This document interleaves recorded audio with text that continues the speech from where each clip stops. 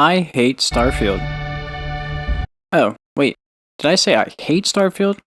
I meant to say, I love Starfield. With no expectations at all, I came into the game fairly blind. I only really kept up with YouTubers like JuiceHead and TK's Mantis that were covering news about the game. You start the game as a miner for Argos Extractors, a mining corporation responsible for a lot of the excavations done on various planets in the different systems. Mining's just like any other job. Go steady, go safe, go home with a pocket full of credits at the end of the day. Argos is subcontracted by a large, police-like faction known as the United Colonies. United Colonies, also referred to as UC, uphold law and order and protect colonists from spacers, an organization of space mercs with no affiliations to anyone. And the Crimson Fleet, a loosely banded group of space pirates that formed after a successful prison riot. There is also the Freestar Collective, a major political party in the settled systems unified by their independence from the UC faction and their rules. There are also religious factions, such as House Faroon. They are a group of religious zealots who believe a great serpent will in time engulf the universe. Yeah. Okay. So in the realm of Starfield, there are a lot of different people vying for power. I do like as the player that we were just kind of thrown into the thick of it, learning what we can as we go. It is up to the main character to decide what choices they want to make and who they would like to align themselves with.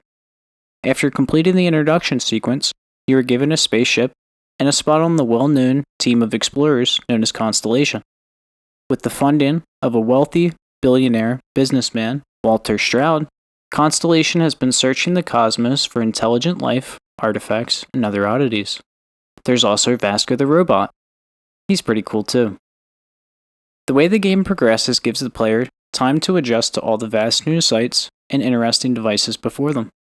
A large portion of the game is spent surveying planets, collecting materials, and establishing outposts.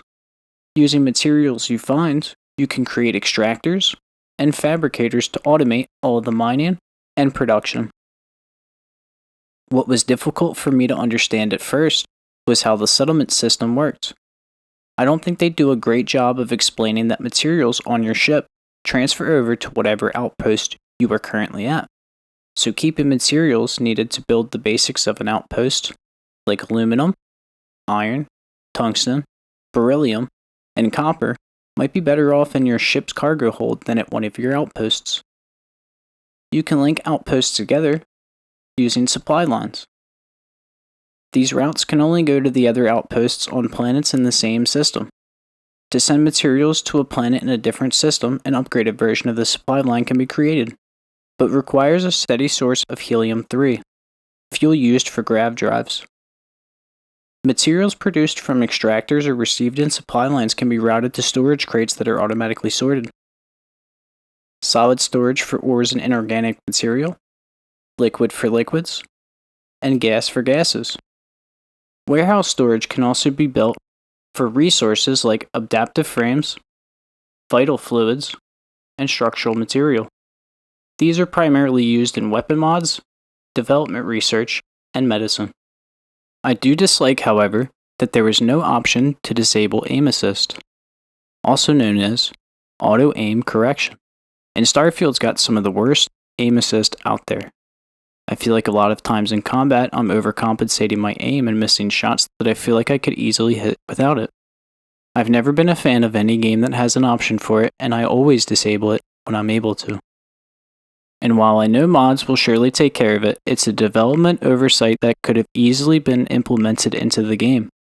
And there is also no survival. What gives? But all in all, I think Starfield is a really nice retrospective of Bethesda's work. It seems that Starfield is going to stand tall in the sands of time. It's a culmination of a lot of great ideas implemented from games past and being brought to the future. No pun intended. I'm really hopeful for what's to come and ready to forego many social obligations and ruin a lot of relationships just to grind the game out.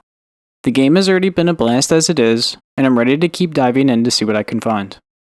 If you guys enjoyed this video, please give it a like and subscribe. as I will be posting a lot more content about Starfield